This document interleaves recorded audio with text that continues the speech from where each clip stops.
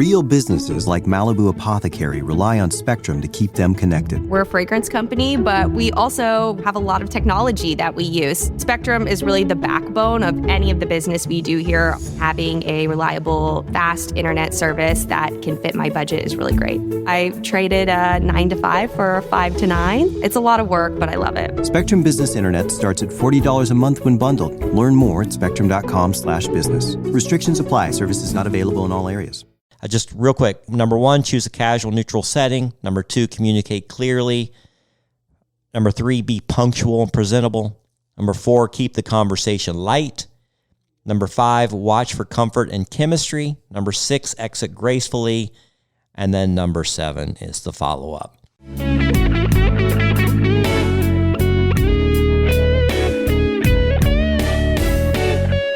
Welcome to Secrets of a Sugar Daddy. Here's your host, Marcus. Welcome to another episode of Secrets of a Sugar Daddy, the number 1 sugar dating podcast in the world, where we pull back the curtains on the good and the bad and the shocking stories of sugar dating. This episode is coming out the week of the party. Like literally the party is this weekend. And there will be shocking stories to be told, I'm sure. And you'll get to hear all about those. Yeah, we will share some fun details as they come out. And we have got a group of people and that we've been able to converse with them because we've started this big party WhatsApp group before the party just to get information out, and then obviously the topics get a little bit they stray a little bit, and then we kind of get to see the personalities of the people behind the text. But we're gonna get to meet everybody in person, old friends, new friends, at Shakira Palooza, as Lily likes to call it, or it's basically Sugar Palooza 6. And you're going to get to hear in the next few episodes interviews with people that are in town for that. We've got one scheduled with a couple, a sugar daddy, sugar baby couple. And then I'm going to grab quite a few of the attendees and get their thoughts. And we're going to record some episodes. So the next few episodes you're going to hear are going to come from the party and include a lot of the party goers. And then we'll see what we can do to get back on some kind of a normal schedule for those that don't really care about the party. You just want to hear about sugar dating and how to be successful at sugar dating. And actually, I've got a lot of things I'm going to talk about today, that some funny stories that people have sent in. And I want to talk about how to basically conduct a meet and greet.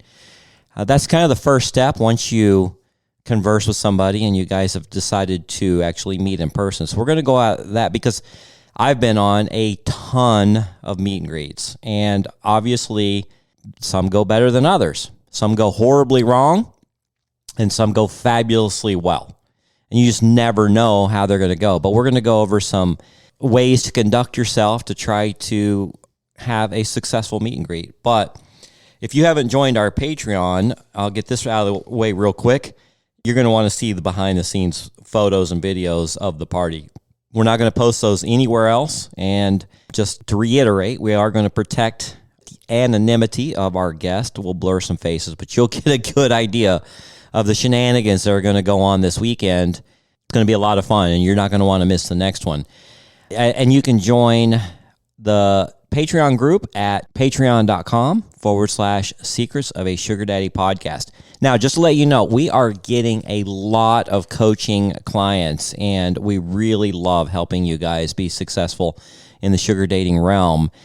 Our prices are going to have to go up. I kind of just threw in some amounts to help cover the cost. $25 a month, the subscription, that level will get you coaching and profile review. That doesn't even cover my cost. I'm just trying to help out a little bit to pay Lily and myself for some of the time, but it doesn't even come close to covering the cost. And then we have another tier of $75, which again, still doesn't even come close for what we offer. So those prices will be going up in a few months. So if you're wanting coaching and profile reviews, get in now. You can lock it in now. on the Patreon, and you'll lock it in as long as you want to pay that amount. So we have like I said, the $25 tier, and we got the $75 tier, which include various amounts of coaching and profile reviews. And then we have the $10 tier, which is your basic tier, but it unlocks the entire site. And the community chat is very valuable in there. Not only do you get to see and hear all the episodes and extra sugars first before anybody else, but you get to participate in the community chat, and it's really like talking to family. It's just a big family group chat about various sugar dating topics and other topics that have nothing to do with sugar dating, but are important in life. And I think it's just important that we come together as a family because we're all like-minded and we understand each other in this lifestyle, where other people outside of the lifestyle, they don't get it sometimes, and they wonder, what the hell are you doing, and why are you prostituting yourself? Why are you doing this? Well, you're not doing that at all, and we explain why many, many times. Go to Patreon, and we would love to have you as a part of the family. All right, before I get into some of the aspects of a successful meet and greet, I want to read some of these craziest sugar dating stories. Now, these are more stories that have been submitted with the application to come to Sugarpalooza. So we kind of have a survey style questionnaire application, and it's like, are you a Patreon member? Yes. What's your member name? Do you follow us on Instagram? Subscribe to our YouTube. And if you guys don't subscribe to our YouTube, please help us out by doing that. Once we hit 1,000 subscribers, then we're eligible to monetize the channel. And, we're literally making pennies on this podcast. It's cost a lot every year to put it on. And so if we could at least monetize it a little bit on YouTube, that would help. So we need followers there. And then we ask, what have you learned from our podcast?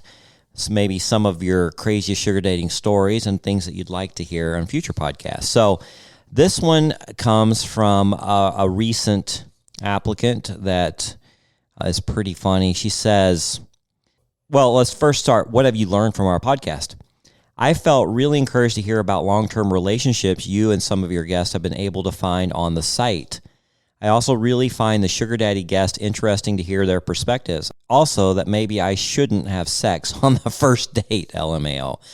Just a couple of things I have to say about that. Yes, lots of long-term relationships come from sugar dating. I don't know any long-term relationships are coming from prostitution. So there's a huge difference. I mean, we actually care about that person, and it is much more about sex. I mean, it's much more than just sex. So long-term relationships form, and we've talked about the reason why, is because it's a no-pressure, very open and honest style of dating, compensated dating, and you have a lot of fun. And people are free to show their true self without being judged too harshly. And then if that person really enjoys the date with you, that you guys do it again and again and again, and all of a sudden you start really getting to know each other on deeper level. And so, yeah, many, countless long-term relationships form. And then, should you have sex on the first date? I mean, that's up to you. We are sexual beings. We do like sex, but sometimes it can cloud the whole relationship. But you've got to feel that one out and make the decision for yourself. I've had many dates where I've wanted to have sex on the first date, and they didn't, but we ended up consummating the deal like on the second or third date, and it was fabulous. And then I've had other dates where we did have sex on the first date, and then I really never wanted to see them again, unfortunately.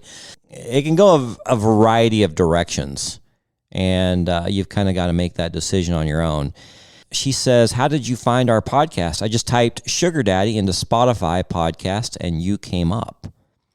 How long have you been a sugar baby? I have been a sugar baby on and off for about 9 years. I found the site through a friend when I moved to Arizona from California about 10 years ago now, and my first sugar daddy is still a dear friend of mine that I work for weekly.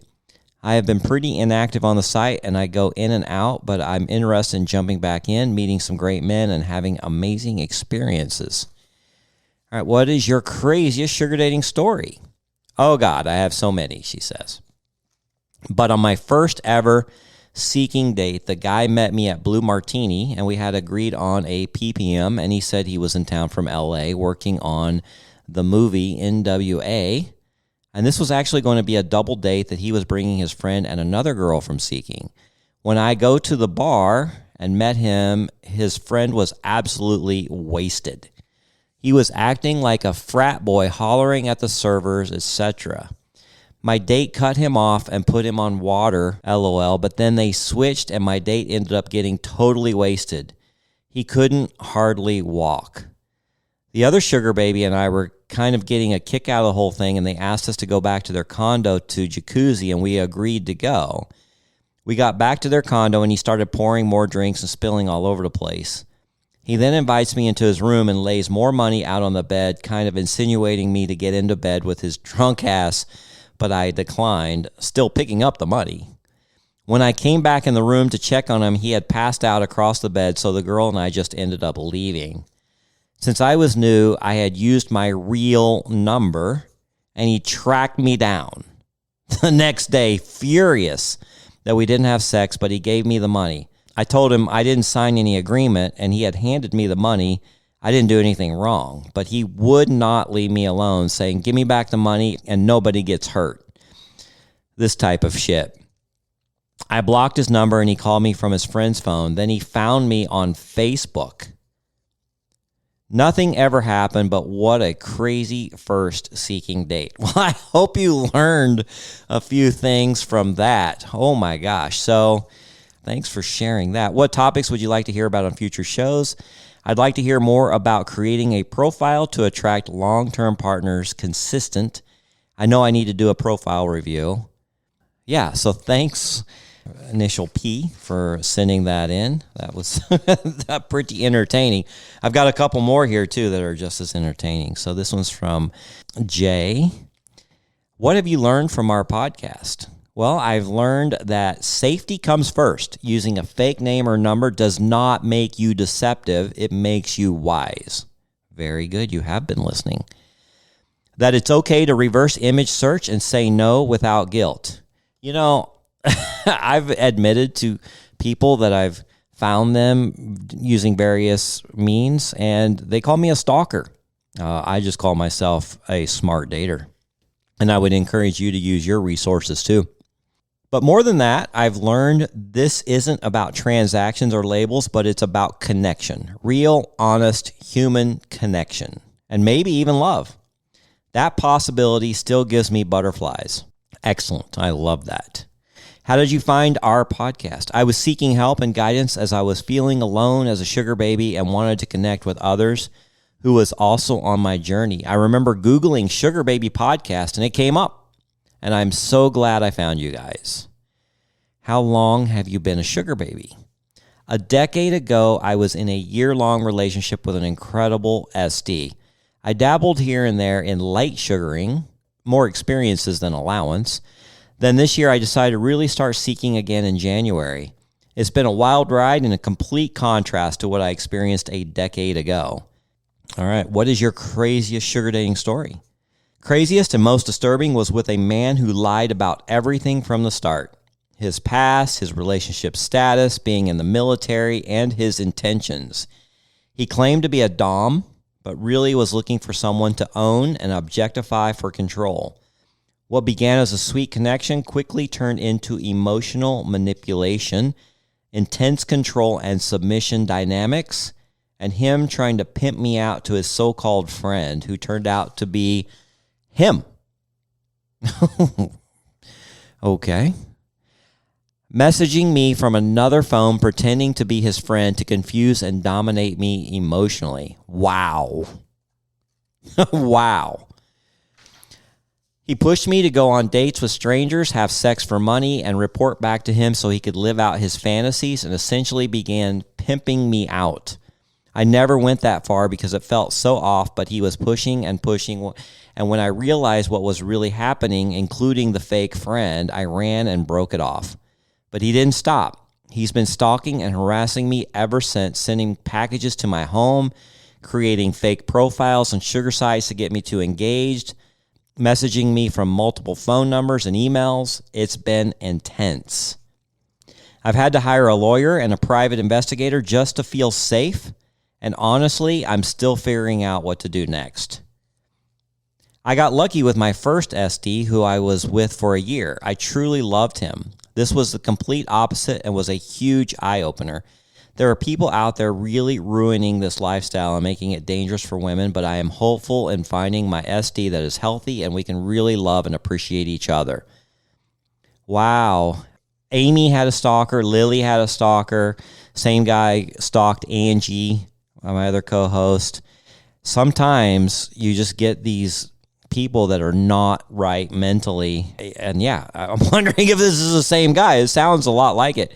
Controlling, setting up fake profiles, fake numbers, multiple numbers, trying to message you. It's really interesting, some of the whacked out people that you can meet online. So you have to be careful. That's why you use a secondary number. That's why you don't give your real name initially. What topics would you like to hear about on future shows? How women can keep safe, how to suss out if someone is legit or not, how to protect yourself from predators, shared stories of women getting trapped with the wrong man and how they recognized it and got out and where they are now. Wow, those are really good topics that we could explore in future episodes. Real businesses like Malibu Apothecary rely on Spectrum to keep them connected. We're a fragrance company, but we also have a lot of technology that we use. Spectrum is really the backbone of any of the business we do here. Having a reliable, fast internet service that can fit my budget is really great. I traded a 9 to 5 for a 5 to 9. It's a lot of work, but I love it. Spectrum Business Internet starts at $40 a month when bundled. Learn more at spectrum.com/business. Restrictions apply. Services not available in all areas. You're listening to Secrets of a Sugar Daddy.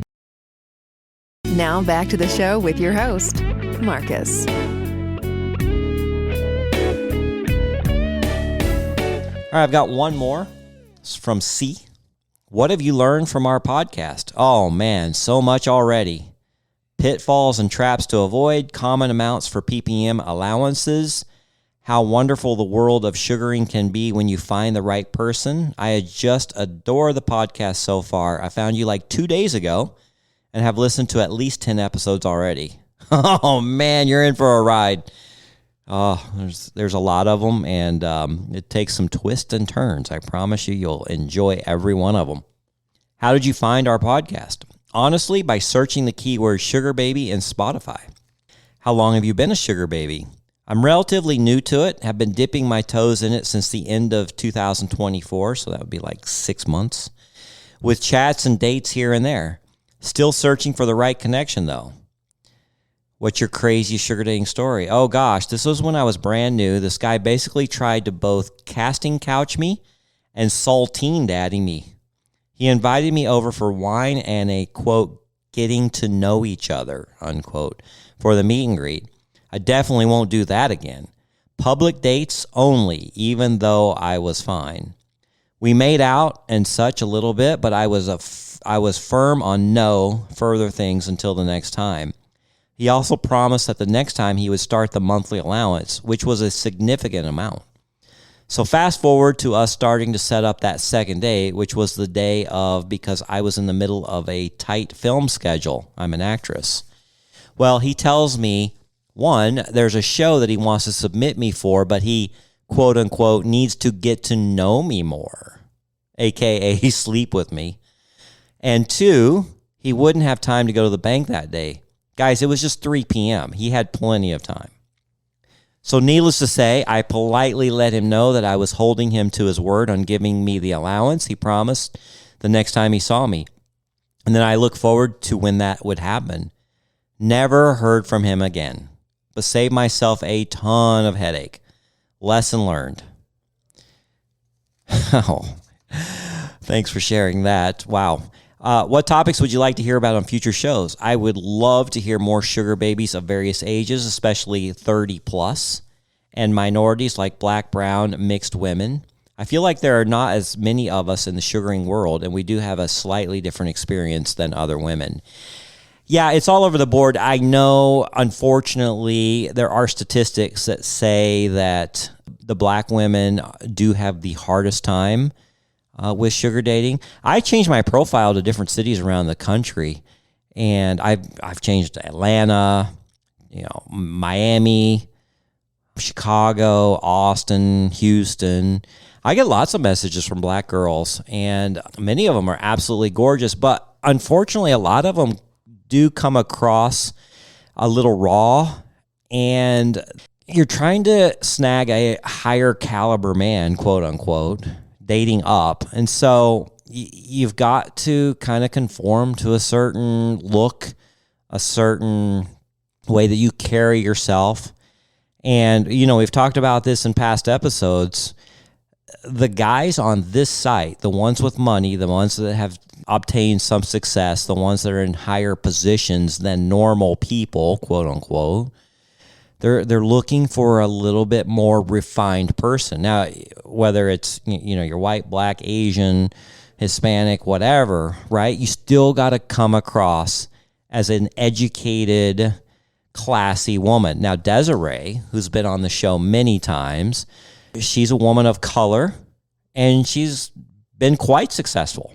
And she worked really hard at kind of fitting into that look that the men would want. And she's dated plenty of very wealthy men on the site. So I would encourage you, if you're having a hard time getting the guys that you want, to go search some of her episodes.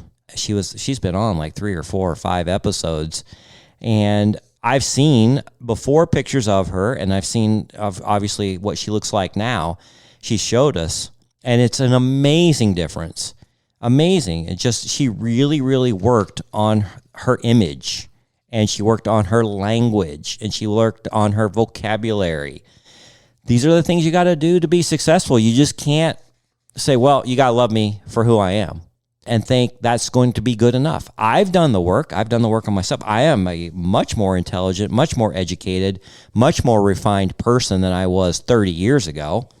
And I did that because I wanted to obtain more things out of life and open up more opportunities and more doors. And by doing that, by working on yourself, it just automatically helps you in everything you do. Now, if you're satisfied with where you're at and you don't really want to improve yourself and you don't want to improve your situation, hey, be you, boo-boo. More power to you, and we support you. But I'm just telling you the hard, cold facts on how to start snagging some of these guys that are worth millions and billions of dollars, and that will absolutely treat you like the queen that you are. All right, so that is a few fun sugar dating stories from some of our applicants of people that have applied to the party, and then some people that are coming to the party. It's going to be a lot of fun. Let's get on to how to conduct a meet and greet. There's a lot of steps on getting to the meet and greet, which is just the beginning of an arrangement relationship. I mean, first of all, you've got to have a conversation on the app to exchange phone numbers or somehow to be able to communicate on setting up a meet and greet. But once you get that point and then you get them to your text or you talk to them on the phone or however you get it done, now it's time to meet them face to face. And basically a meet and greet, I mean, there's some people call it a first date. To me, it's dating is a short, casual meeting to see if there's mutual interest and comfort before committing to an arrangement or another date. Because you can have the greatest texting with somebody. They could be a fabulous texter. You could even do a FaceTime with them and have a very nice conversation. But I'm telling you, until you meet that person face to face, feel the energy, you're really not going to know if you're attracted to that person and if you want to move forward.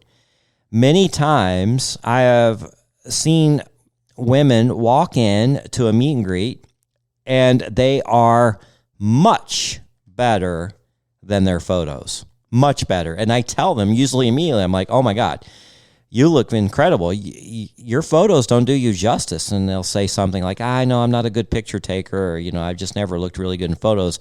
And they just have this beautiful spirit about them, this nice aura, and you're really excited for the rest of the evening or the rest of the time that you're talking to them. And then on the converse side, I've had many people who looked fantastic in their photos with all the filters and angles and everything else. And with today's technology, it's so much easier for them to make themselves look like an actress or a superstar, right? A model. And then they walk in and they're 40 pounds overweight and their personality sucks. Energy is down. And you're like, wow, this isn't even the same person I thought I was talking to. So it's so important that you get to the meet and greet as quick as possible. And that's just basically, just a quick, casual meeting. And now it can continue.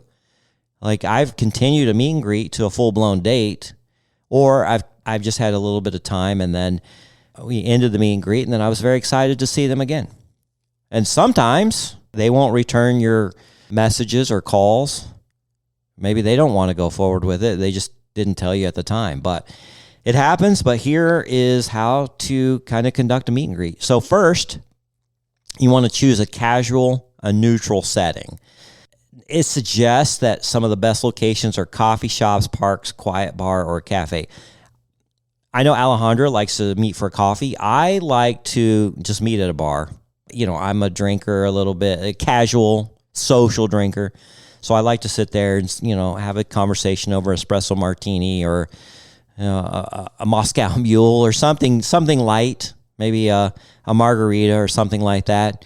And I just like to meet. There's a few bars around here that have some corner seating, and I've explained this in the past. I really enjoy if I can get that seat at the corner of a bar. Like, so you're facing one way and then they're at an angle to you. So you're not sitting right next to them, but you're kind of almost facing each other at the corner. And the other reason I like meeting at a bar is because you get really good service at the bar. And if you want to grab appetizers or another drink, usually the bartender is right there. But that is my favorite way to do that. And there's a few bars here that have some nice corner seating. I know the Beverly, we talk about that one a lot in Old Town Scottsdale, has a really nice corner seating on the bar that I've met people there. I also like going to Hula's, which is a little tiki bar in Old Town Scottsdale. That's one of my favorite places. They have an app there that's my favorite. It's called a Hawaiian Ceviche. Oh, so good.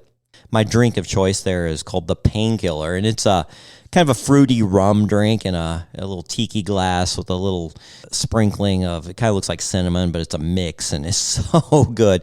And usually the people that I meet there can find something that they like or drink, to drink or eat there too. It's just a casual little setting. I don't meet a lot of people for coffee. That's not my thing. I actually did that more during COVID than I do now. But you just kind of pick a place that you like and that you feel comfortable with. Try to keep it short, like 30 minutes to an hour is ideal. You don't want to be sitting at a bar for 3 hours talking. Have I done it? Yes. And have I looked up and go, oh my God, I can't believe we've been sitting here for 2 or 3 hours because we just got lost in our conversation. You want to budget, 30 minutes to an hour. And you want to focus on the conversation, not impressing or performing, right? Now, I said in the last episode, the one who's asking the questions actually is controlling the conversation. So you want to make sure that you try to have a balanced conversation and you want to be asking lots of questions. If you are not interested and you're giving one-word answers, it's going to feel like the longest 30 minutes to an hour of your life. I've had meet and greets where I could not carry on a conversation. And, obviously I'm pretty comfortable doing that. I mean, doing a podcast, I'm a little bit older, wiser, I have plenty of things to talk about, but there's some times that I couldn't even carry on a conversation with that person and literally ended it after like 15, 20 minutes. But, you'll know pretty quick.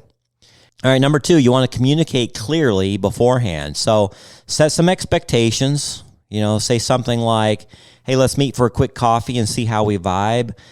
Or, hey, I'd love to chat over a drink or two, and then we can talk about, arrangement terms and going forward or whatever. But, you just want to communicate kind of what you want to do at this meet and greet. I've had people go, oh, well, then are we going to go back to your place afterwards? And I'm like, well, I don't know. We will see. or is that all that the date's going to be? And then another one is they'll ask, am I being compensated for this? And so you've got to decide whether you're going to compensate them for the meet and greet.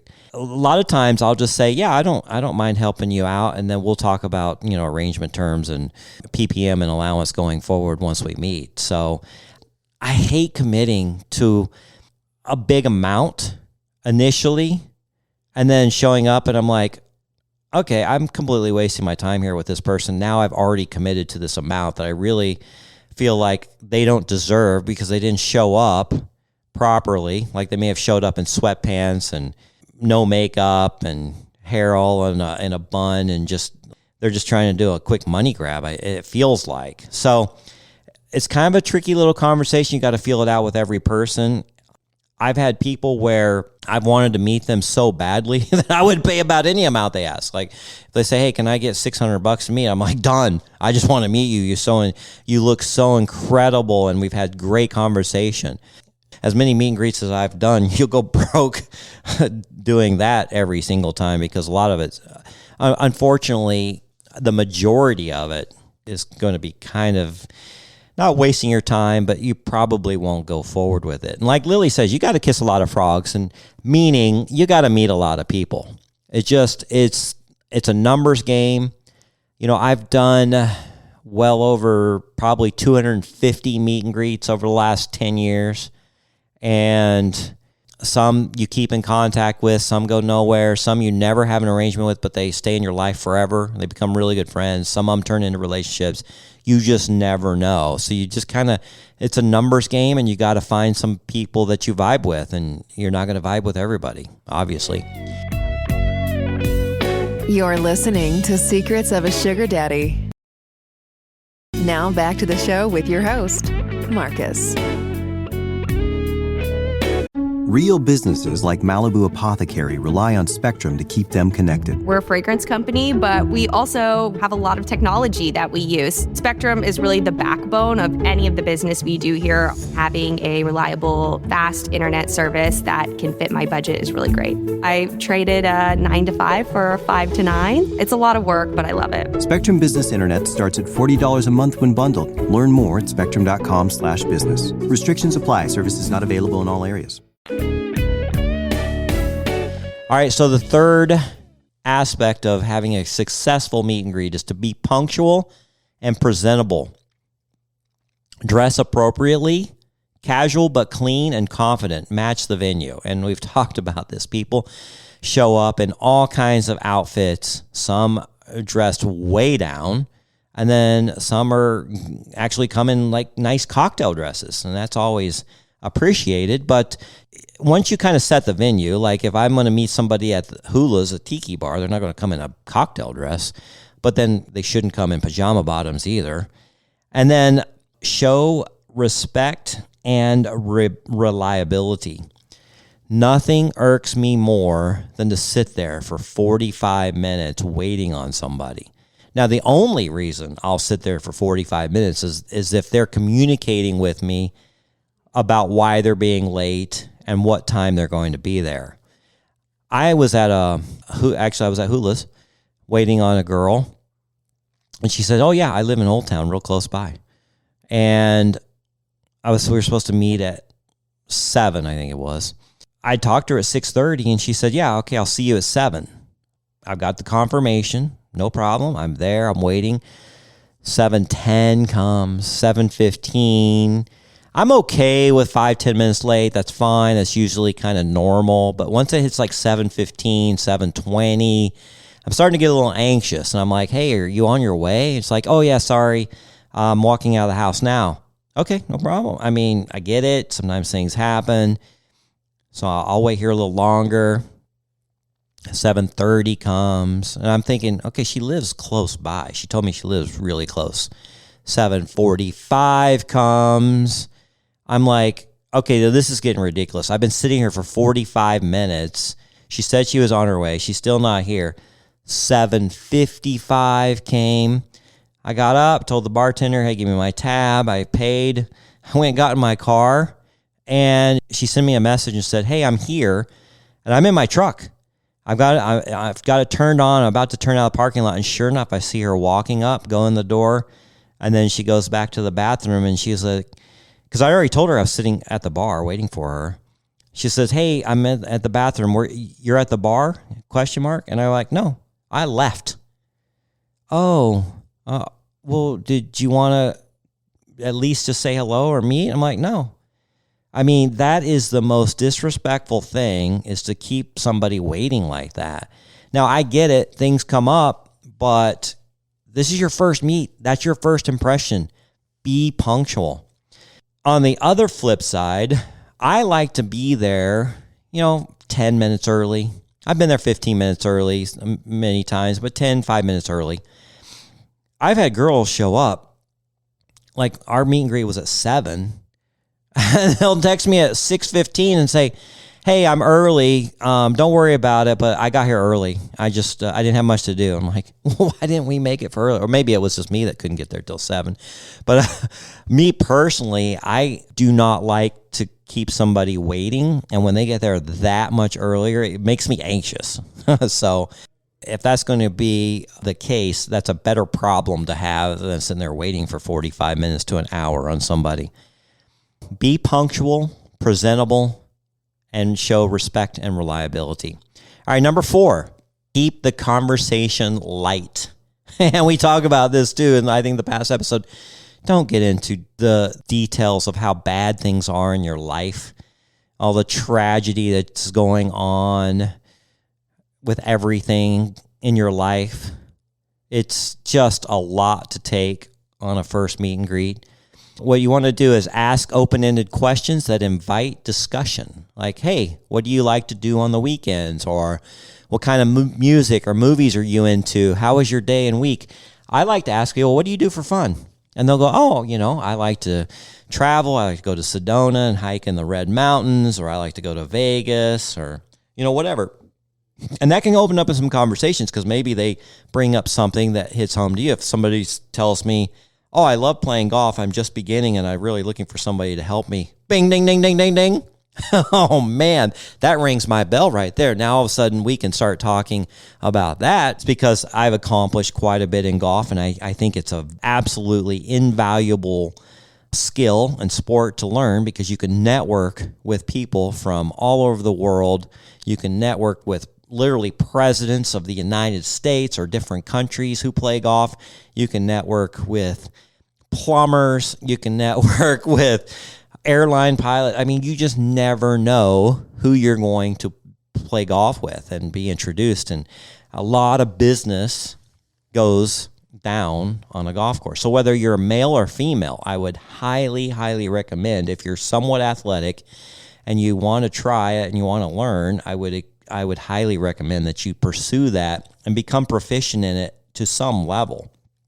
And you're going to find that the opportunities it opens up is almost limitless. I know when I was in 8th grade, my mom came to me, and she was a very wise woman, and she said, "Hey, do you want to learn golf? Have you ever thought about it?" And I said, "Yeah, it looks fun." And then she told me the same thing. She says about the whole networking and how you could play all over the world, and you just never know who you're going to be paired with, or you might be invited to play with. And I just became obsessed with the game in high school, and then ended up getting a college scholarship, which paid my way through school. And that was the other thing too, is we had 8 kids in my family, and she came to me and she says, we didn't pay for anybody's college. My older brothers and sisters were very smart, and they got academic scholarships. I was smart too, and I got one, but the biggest scholarship I got was for golf, for athletics. And she said, hey, if you can get really good at golf, that can pay your way through college, and then it'll launch you into other things too. And so I did, and I just really, really loved the game. And I've just loved the lifestyle that I've been able to realize from, the people I meet there. I'm a real estate investor. As many of you know, I buy and sell homes at foreclosures, auctions, fix and flips, Airbnb. Sometimes I need $500,000 in 2 days.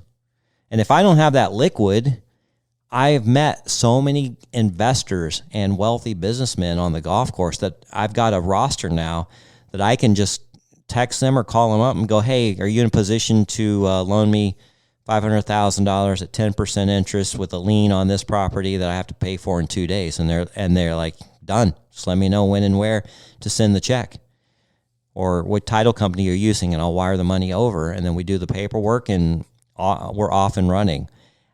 I have developed these type of relationships. That didn't come immediately, but it was from guys that I play golf with I've developed their trust.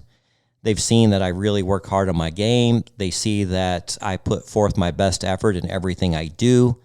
And now the money is very easy to get when I have projects come to me and I need it in short notice. So there's other reasons. I could just go on and on. And then finally, on number 4, about keeping the conversation light, it says avoid overly personal or intense topics.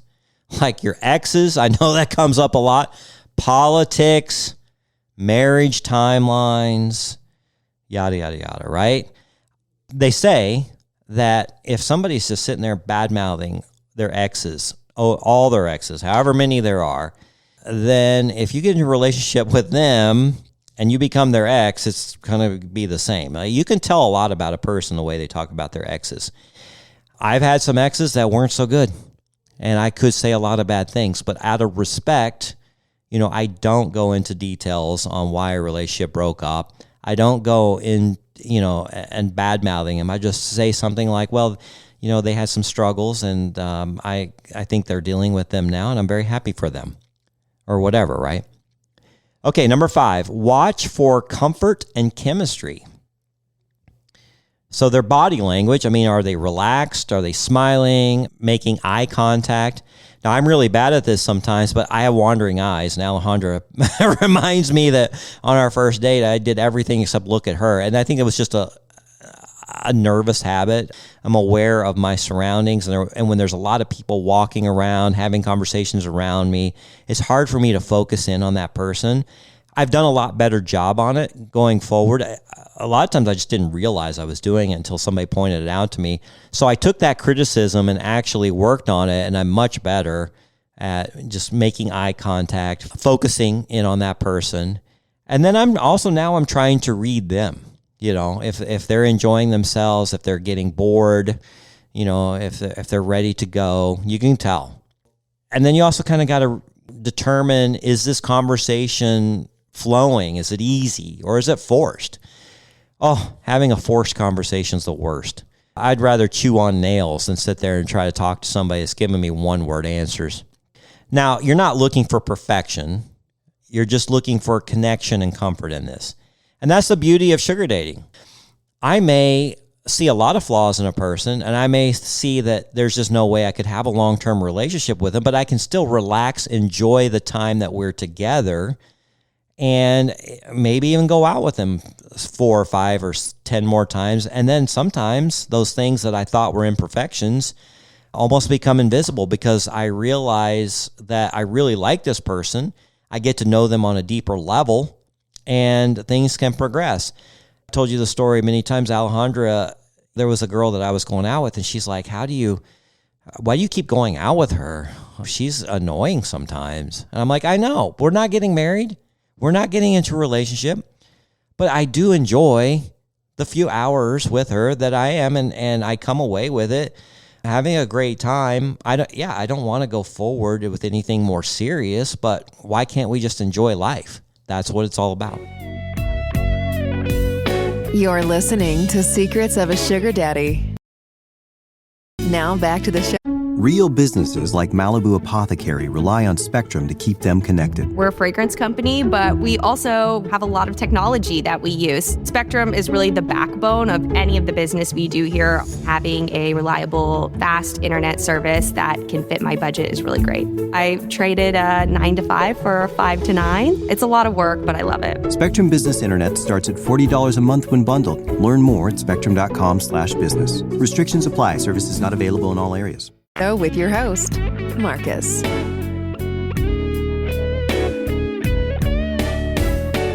All right, number 6, exit gracefully. So set a time limit in advance, like, hey, I have to head out by 9 o'clock, but would love to meet you. Or if it went well, you can say, hey, I'd like to see you again. Would you be open up to another date? Or I'd like to take you out to a nice dinner, or, a concert, or whatever you want to do on the second date, or the first real date. I call it a meet and greet, and then the real date. It's funny because when Alejandra and I talk about our dating, I'm like, well, we had our meet and greet, and then where I just walked you to your car in the parking lot after it was over, and then we had our real date where we actually set up a nice evening out. Now, if you're not interested, just be kind. Hey, it was nice meeting you. Thank you for taking the time to come meet me. Sometimes it's really hard to say, hey, I'm not going to call you back to their face, but I try to text them pretty quickly after the date if I'm not interested, just not to leave them hanging. I've had people that I wasn't interested in, and I kind of just didn't do anything because it's easier that way, but it's not as respectful, and they'll say, hey, I really had a great time. Can I see you again? And then you kind of go like, well, I don't think it's going to work out, but I wish you the best, and whatever, right? There's all kinds of ways. Hey, I'll tell you what, if you get in that situation, you type in what you want to say into ChatGPT, and it'll give you a nice way to phrase that, and then you can just copy and paste it right to them. All right, and then finally, follow up or not. So yeah, this is kind of what I just talked about. If you're interested, message the same day or next with a thank you and suggest another hangout. And then if you're not interested, ghosting isn't ideal. A polite text like, hey, I didn't feel a connection, but I wish you the best. That's the most respectful. And Lily's done that. She's done it to many guys because she's such a sweetheart. She's like, hey, I really enjoyed meeting you. I didn't really feel the connection, but I wish you the best, and go from there. All right? So that is 7 steps on how to conduct a successful meet and greet. So just real quick, number 1, choose a casual, neutral setting. Number 2, communicate clearly. Number 3, be punctual and presentable. Number 4, keep the conversation light. Number 5, watch for comfort and chemistry. Number 6, exit gracefully. And then number 7 is the follow-up. All right, so I hope that has helped. That is the next step before a full-blown arrangement starts on however you decide to do it, whether it's a PPM, a weekly allowance, a monthly allowance. I mean, it's all up to you on your comfort with that person and where you want to go. Caution you, men and women, do not let your feelings go too quickly in this relationship. They are giving you a girlfriend experience for the most part. They are acting on their best behavior. If they're doing this right, they're not burdening you with all their problems. And they're trying to make this as enjoyable for you as they can because it's compensated dating. They're being compensated on the date, and they want to make sure that the person who is doing the compensating is enjoying themselves because they would like another date. The biggest thing that girls complain about is consistency. How do I get consistency in sugar dating? Well, it's by not doing all these things wrong. You want to make the man have a very enjoyable time, and whether it leads to sex or it just leads to another date or whatever, you want to make sure that he's excited and happy to see you again. The problem with the men is they're like, oh my God, this girl's amazing. She's not like my wife. She doesn't bitch at me or gripe at me or look at me when I say something wrong or, give me that frown or, all these other things. When that girl really in the beginning is playing a role. And you've got to remember, you're not seeing her true self. Now, we do talk about this being an honest and open communication, and you can be that with that other person. But they are going to err on playing a role for you. When I dated Madison for 2 years, after like 2 years, she finally admitted to me that she'd been faking it for 2 years, that I have not seen her true self for 2 years. I thought she was amazing. And then once I got to see her true self and we really opened up, well, then the relationship didn't last much longer. Men, protect your heart.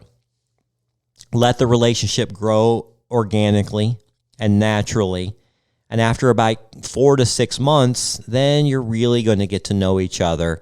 And now you can decide whether this is you're really falling in love with this person or whether it's been a facade the whole time.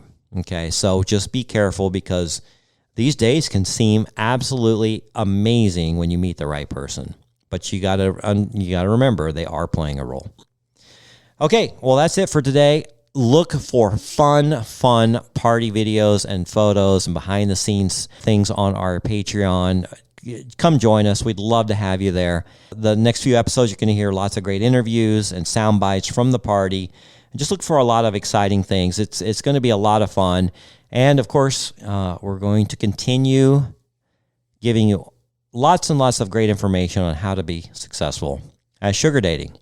Okay, if you want to share your crazy sugar dating stories like these people have done, go to our website, secretsofasugardaddy.com, and you can share it there, or Instagram. A lot of people message me there. Follow us on Instagram if you haven't, and then you can direct message us there too. Okay, until next time, bye-bye. Thanks for joining us. If you'd like to connect or even be on the show, we'd love to hear from you at secretsofasugardaddy.com.